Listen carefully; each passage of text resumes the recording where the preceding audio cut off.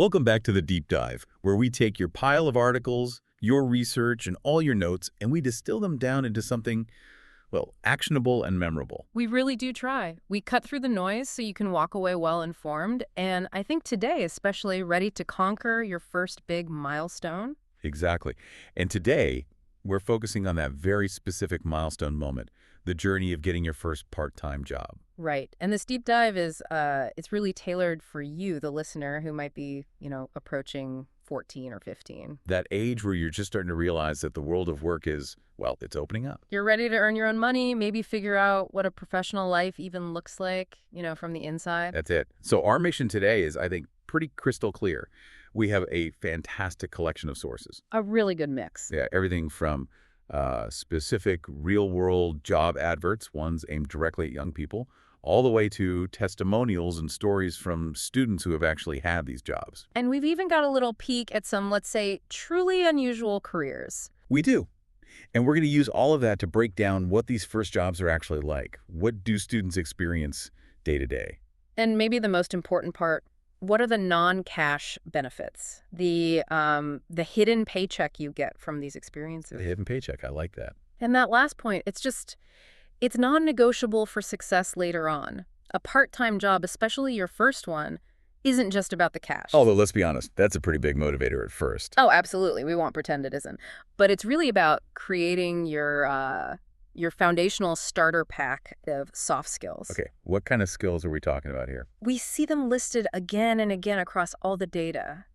Confidence, handling new situations, much better communication, time management, which is huge. Crucial. And just that fundamental ability to work in a team. It's basically the ultimate crash course in, self-reliance and professionalism. That's a great way to put it. And the research makes it absolutely clear that these first jobs, they have to be scheduled intelligently. Meaning they can't mess with school. Never.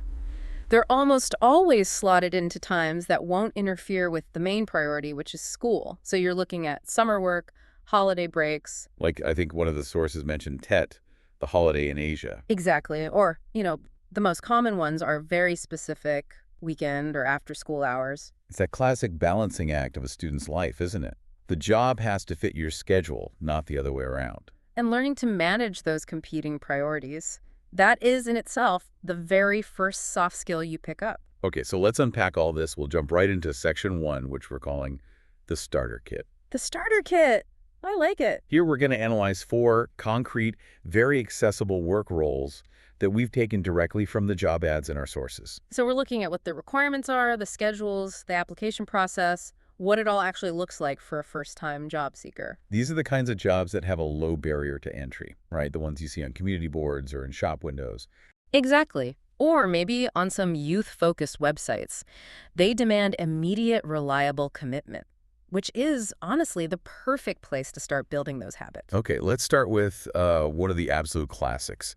Advertisement A, babysitting. The quintessential first job. It really is.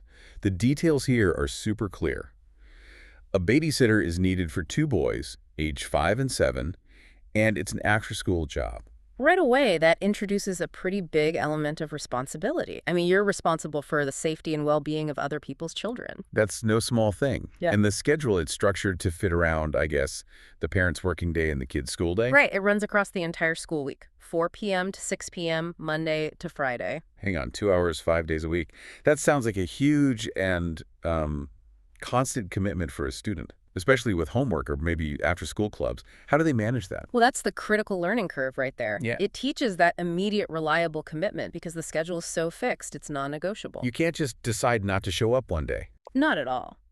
Being punctual every single day from 4 to 6 for 5 days straight, that instills a sense of routine and accountability that's, frankly, far beyond anything you learn in school. You can't be late. The parents are counting on you. Right, they need to get home or get to their next thing. Mhm. You can't cancel often either, I imagine. If you do, you jeopardize your job.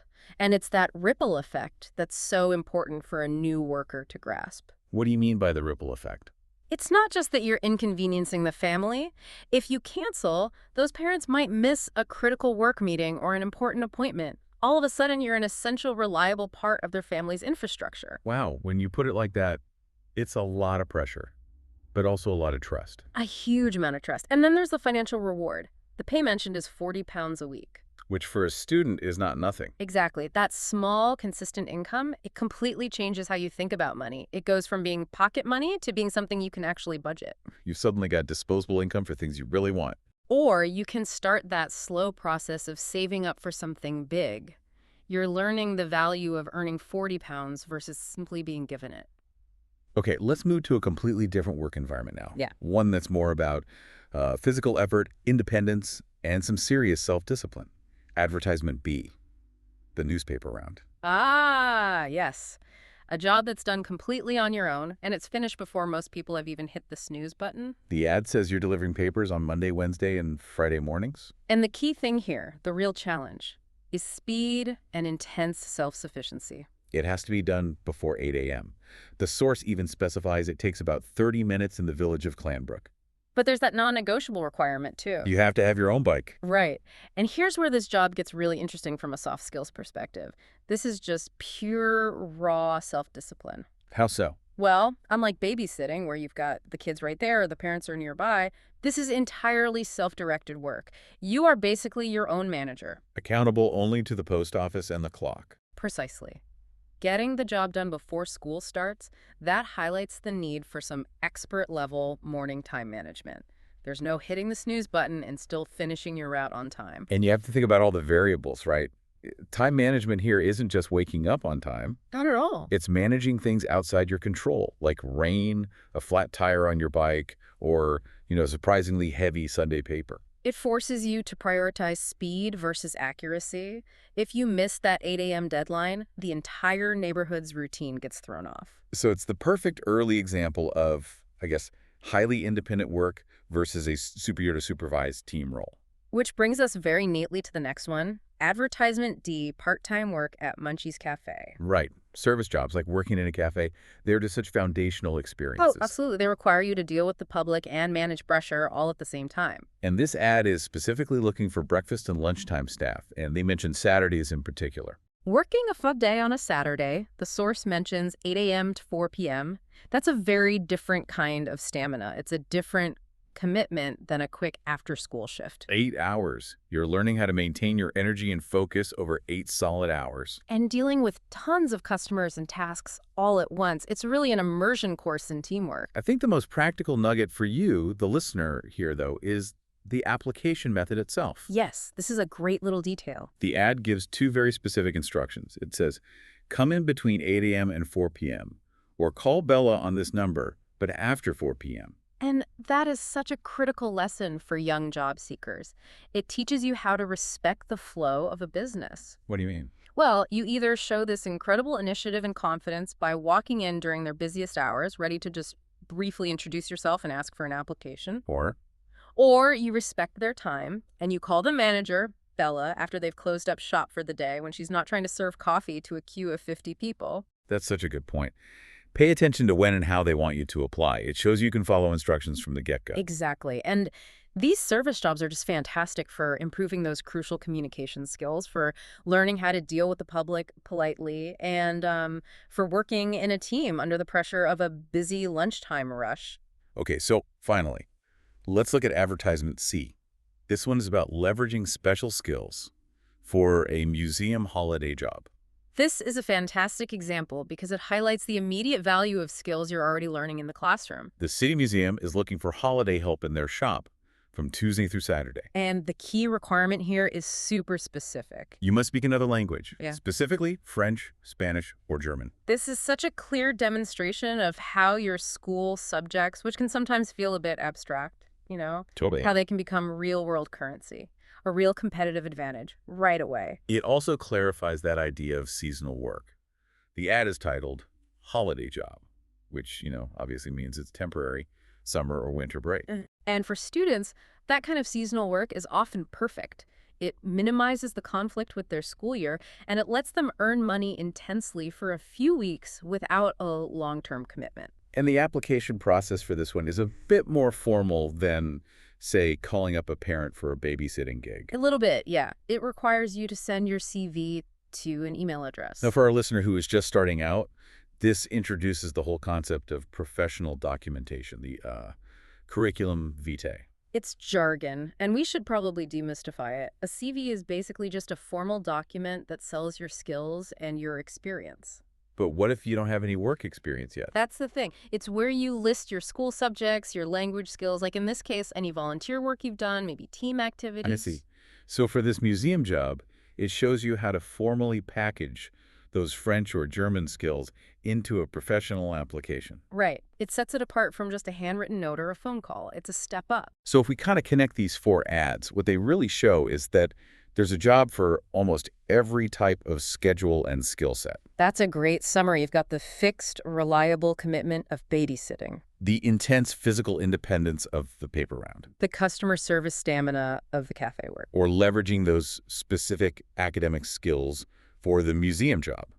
They all teach accountability, but in like totally different ways. And that variety, that's the first step towards self-discovery in the working world. That is a perfect transition because now that we know what the jobs are and, how to apply for them, we need to know what they actually feel like. Right. The ads only tell half the story. Exactly. So let's move to section 2, the student experience real stories and core benefits. Here we're going to dive into the testimonials from students who have actually held these roles and focus on that essential question: why bother? Yeah, why should a 14-year-old even do this?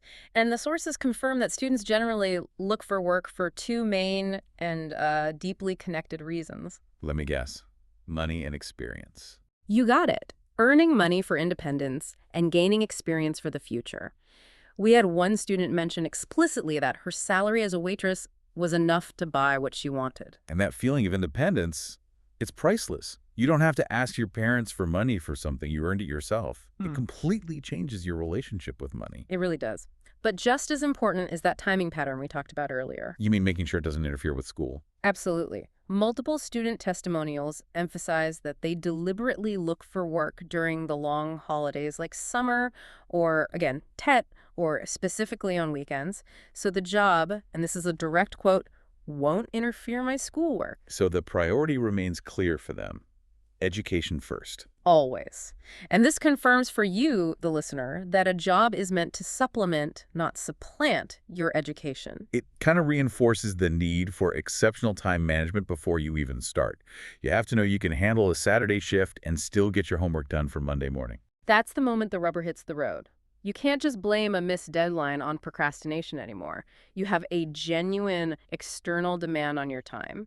And learning to navigate that, well, that's the first real benefit. Okay, so let's look at 3 specific long-term experiences from students who work in retail and food service. We can start with Helena, who works in a cafe. Right, Helena. She's been working in her city center cafe every Saturday from 9 a.m. to 5 p.m. for almost a year. A whole year. That's a huge indicator of job satisfaction. Yeah. She's clearly found a place that works for her. It is. And what she likes about it, it reveals those hidden social benefits of work. She loves the friendly customers who always ask how she is. So it's a positive and engaging environment for her. Exactly. But the detail I love the most, the one that probably makes that 8-hour shift bearable, is the job perk. The food. The food. Getting to eat the delicious cafe food for lunch. Specifically, she mentions cheese sandwiches with chips. Hey, a small daily perk like that can make a huge difference. It provides a physical and an emotional boost. But more substantially, this job hasn't just provided her lunch, it's inspired her future goal. Oh, really? What's that? Helena says she wants to own her own cafe when she's older. Wow. And that is such a crucial high-level lesson for the listener. Your first job might just spark your ultimate career ambition, even if you're only serving delicious cheese sandwiches right now. So seeing the business operate, handling the money, watching the managers, it gave her a vision. Exactly that. Okay, let's move on to Katja. She works in the local supermarket and has a much more varied schedule. Yeah, she works 2 evenings a week and then a full day on either Saturday or Sunday. And she demonstrates some incredibly smart scheduling here. She really optimizes her downtime. Oh, so? Well, she prefers working on Saturday so she can still go out with her friends after her shift, and then she uses Sunday the day right after that long shift to rest and recover. That is so smart. She's actively prioritizing her work-life balance and her social life. That's a skill that people twice her age are still trying to master. Right. And she also clearly thrives on a bit of a challenge, a bit of speed. She notes that it's often very busy at work, but she actually prefers it that way. Why is that? Because, in her words, when she's busy, the time goes quickly. That's a profound insight into how your attitude affects your experience. She chooses to see the busyness as engaging and stimulating, not, overwhelming or exhausting. The lesson here is that work preference is so deeply personal. It really is. For someone who likes structure and routine, babysitting might be perfect. But for someone who thrives on quick, high-volume interaction and likes having time fly by, like Katja, retail, or food service during peak hours, is a perfect match. You learn about your own internal rhythm. You really do. And finally, we have Paula. She works in a gift shop that sells cards and birthday presents. And Paul has worked there for 2 years. That makes her the student with the longest tenure mentioned in our sources. 2 years in one place. That's a testament not only to her commitment, but also to her ability to build strong professional relationships. Which is a key part of that teamwork soft skill. She works mainly on Saturdays, but expands her hours to full days during the summer holidays, which shows her flexibility. And her favorite part of the job, this is really interesting, it focuses entirely on some advanced communication and consultative sales. She enjoys interacting with customers, specifically helping them make decisions on what to buy for their family. Which is so much more sophisticated than just ringing up items on a till. She's honing her persuasive communication skills and building empathy. She's helping a customer navigate a tricky decision like maybe buying a gift for a really hard-to-please grandparent. Right. And that requires listening, understanding the customer's goal, and then applying her product knowledge to recommend the right thing. She's learning sales without even realizing it. So if we step back, what Helena, Katja, and Paula all show is that these jobs, retail and food service, they are not dead-end jobs to be dismissed at all. Not in the slightest. They are incredibly rich environments for developing personal maturity, for finding out what work pace you prefer, and even, as Helena proved, for shaping your long-term career path. Okay, so let's talk explicitly about those soft skills then, that hidden paycheck. We should probably spend some time defining how these skills are actually built. Good idea. The soft skills, the ones that travel with you no matter what your job title is, they're the most valuable takeaway. The research lists them pretty clearly. Confidence, communication, time management, and teamwork. Critical for any future endeavor, academic or professional. Let's focus on confidence and complex communication, and we can use the tutoring example mentioned by Orna Mitra. Right. Orna found that tutoring was way more professionally fulfilling for her than other roles she'd had, like working at a supermarket. And it's easy to see why. When you tutor, you're suddenly in a position of authority and knowledge. But that must come with a massive internal pressure. Orna talks about that, right? She says, someone's coming to you for advice. What if you don't know the answer? That exact moment. That's where the real confidence building happens. Tutoring forces you into this complex, nuanced communication under pressure. You have to explain dense academic concepts clearly. And gauge if the student is actually getting it, and maintain your professional composure the whole time. But the key lesson Orna highlights is intellectual honesty. Yes, the importance of admitting what you don't know. Exactly. She learned that saying, I don't know, let me check that formula and get back to you with a definitive answer, is perfectly acceptable. In fact, it's professional. You're there to assist them, not to be some all-knowing expert. And it takes real confidence to admit a gap in your knowledge while still maintaining that valuable professional role. That honesty builds trust way faster than trying to bluff your way through it. And if we look beyond the intellectual skills, Orna mentions the profound emotional reward of this job. Right. She was involved in her students' university application process through the UCAS system. Which, for our listeners, is the central organization in the UK that manages all the applications to universities. And when her student received a university offer, Orna said she felt ecstatic. That's the ultimate emotional currency, isn't it? It is. It proves that a job can provide genuine shared success and positive impact, which is often a much stronger long-term motivator than the hourly wage. You realize you're trading your time not just for cash, but for positive change in someone else's life. However, we do need to balance these good experiences with the challenging ones. It's really important to know that not all first jobs are positive, and our sources definitely reflect that reality. We absolutely must discuss the pressure example shared by a student named Yujiro. He worked at a restaurant, right? Yes, and described the job as a waste of time. He felt constantly unable to study and was, in his words, under pressure because of a controlling boss and poor working conditions. That sounds absolutely miserable. It was so bad that this negative environment led him to plan to quit the following month. And that hits on a fear that a lot of young people have, getting stuck in a toxic environment that just drains the energy you desperately need for school. That should be a real warning sign. It raises an essential question for you, the listener.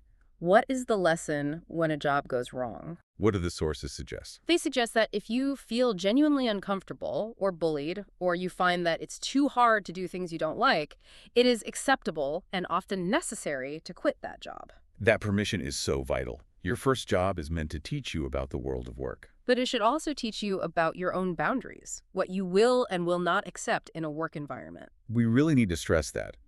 Recognizing a toxic environment, an environment that actively hurts your ability to prioritize school, that is a form of soft skill development in itself. It's establishing healthy boundaries and self-preservation. Learning when and how to gracefully and professionally exit a role is just as important a life skill as learning how to start one. The goal is positive growth, not suffering through it. Okay, so we've established the typical entry-level roles, the demands, the benefits, and the drawbacks. Now let's briefly switch gears to Section 3, which is all about expanding the horizon. Yes, this is the fun part. We want to show the listener how hobbies or specific interests can translate into some highly specialized and unique careers later on. This section really proves that there's a huge spectrum of paid work out there, ranging far beyond the cafe or the supermarket. And that passion, when you combine it with skill and dedication, can absolutely lead to a phenomenal paycheck. Let's start with one of the most fun examples, one that shows that progression from a childhood activity to a professional craft. The Lego sculptor. I mean, who didn't want this job as a kid? Right. This career grows directly out of playing with Lego blocks. It validates the idea that play can truly become a career as long as you approach it with professional rigor. But this is serious business. It's not just following instructions in a box. Lego hires certified professionals who are masters of the craft. They're the ones who design and build those massive detailed models you see in Legoland Discovery Centers or at big company events. They have to work within specific themes and meet incredibly demanding structural requirements. We're talking about highly specialized skills, an understanding of structural engineering, complex model scaling, 3D visualization. And how to stabilize difficult forms so they don't just collapse under their own weight. It requires meticulous attention to detail and a whole lot of patience. And crucially, it is extremely competitive. The sources note there are usually only between 9 and 30 of these jobs available. Worldwide. Worldwide. That scarcity means the application process is intense. Applicants often have to complete difficult, timed, and unique Lego models just to get hired. It's a niche, highly skilled art form based on a simple toy. It just shows that mastery of any craft is valuable. And that's the progression we want you to grasp. Start with an interest, add skill, handle the competition, and you could land a job that very few people in the world can even attempt. Okay, now for a career that requires deep academic knowledge paired with passion, the chocolate consultant. If you love chocolate, this is literally the dream job. But it requires a lot more than just a good sense of taste. Definitely.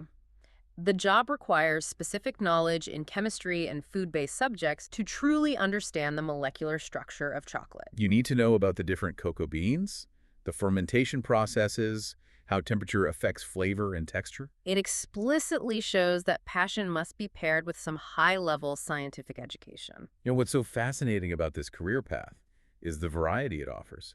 You could work full-time in R&D for a huge chocolate brand, helping them create the next big candy bar. Or you could focus on smaller artisanal brands that specialize in rare types of cocoa. It gives a great insight into different paths to professional freedom. Exactly. You could have the structure and security of working for a big brand, or you could have the entrepreneurial freedom to be your own boss. So you can run high-end chocolate tasting events or advise buyers on which products to stock. And that demonstrates so clearly that niche expertise can lead directly to self-employment and a very rewarding career. Okay, so we've covered skill-based and academic-based unique jobs. Let's finish this section with two roles that are either truly extreme or artistic. Highlighting the full breadth of what work can even be. First up, the Shark Tank cleaner. Cleaning windows might sound pretty entry-level. But doing it underwater, surrounded by potentially dangerous marine life, that changes the dynamic just a little bit. Yeah, just a bit. This job requires highly specialized skills, far removed from the classroom or the cafe. You have to be an exceptionally strong swimmer, a certified diver. And possess a healthy dose of bravery, maybe an unhealthy dose. It perfectly illustrates that some jobs require physical mastery and specialization that goes way beyond intellectual skill. It also requires a focus on safety and procedure that is absolute. And these divers perform this maintenance while visitors are watching the whole thing, which also requires an element of performance. You need confidence under public scrutiny. The training and certifications required for that, they must take years to acquire. They do. It shows that the path to a niche job is a marathon, not a sprint. And then, on the complete opposite end of the energy spectrum, the absolute peak of relaxation, we have the professional sleeper. Yes, the job that makes everyone just a little bit envious. Professional sleepers often participate in medical or scientific sleep studies. So their rest is actually useful for research into things like sleep disorders or brain function. But the sources give a much more unusual example that really stretches the definition of work. This is the one where women were hired for a temporary job where they were paid to sleep as part of a living art exhibit at a museum in New York. Being paid to sleep as living art, that truly shows the incredible breadth of what the modern economy considers work. It can be scientific, it can be highly physical, or it can be incredibly creative and artistic. And the fundamental takeaway for you, the listener, is that as you grow, you should never stop exploring how your niche passions might, with a little creativity and hard work, translate into a unique professional path. And importantly, the small skills you get in your first babysitting gig or your first cafe shift, those are the communication fundamentals you'll need, whether you're talking to a difficult customer, advising a chocolate buyer, or Fielding questions while you're cleaning a Shark Tank. It all connects. Which brings us nicely to our synthesis and our conclusion for you. every job you take, from delivering papers on a bike in Clanbrook to ringing up cards in Paula's gift shop, is a stepping stone. So don't stress over the job title, especially when you're just starting. We saw Orna Mitra worrying about whether being a cashier at a fast food restaurant was a respectable job. The title is completely irrelevant compared to the skills you're gaining. You should focus relentlessly on mastering confidence, developing your time management, and polishing your ability to communicate with strangers and with colleagues. And what's so fascinating is that these initial roles, they often set the stage for future goals. We saw Helena, who loved her cafe job so much that the experience of just observing the business inspired her to aim to own her own cafe one day. So the immediate practical experience creates that long-term professional vision. The essential goal for a young person starting out is precisely that, building confidence and mastering those foundational soft skills. If you learn how to handle a busy Saturday rush like Katja, or how to politely and honestly say you don't know the answer like Arna, You are already succeeding, far beyond just earning a wage. and our sources showed us so many diverse ways that students find work. There are the traditional advertised positions, like the newspaper round, There are family connections. One student mentioned working as a waitress for her aunt's coffee shop. or specialized online platforms, which is how Arna found her tutoring clients. Those avenues exist for everyone listening right now. The barrier to entry is often just having the confidence to take that first step. To send that email with your new CV, or walk into the local cafe and ask to speak to Bella, you're learning the rules of engagement. You're learning how to trade your time and your effort for independence and for skills. So we want to leave you with one final thought to mull over as you think about your first adventure into the working world. The sources showed us the student who managed to get a job posting memes on the internet. A seemingly frivolous activity turned into paid work. So if you could get paid for anything you currently enjoy doing outside of school, whether it's gaming, drawing, coding, managing a community group, what would that dream niche job be? And what specific communication or time management skill would that endeavor force you to master that your future self will ultimately thank you for? Think about that direct link between passion, practical effort, and valuable skill acquisition. It's the ultimate deep dive into your own future potential. Thanks for diving in with us. We'll catch you next time.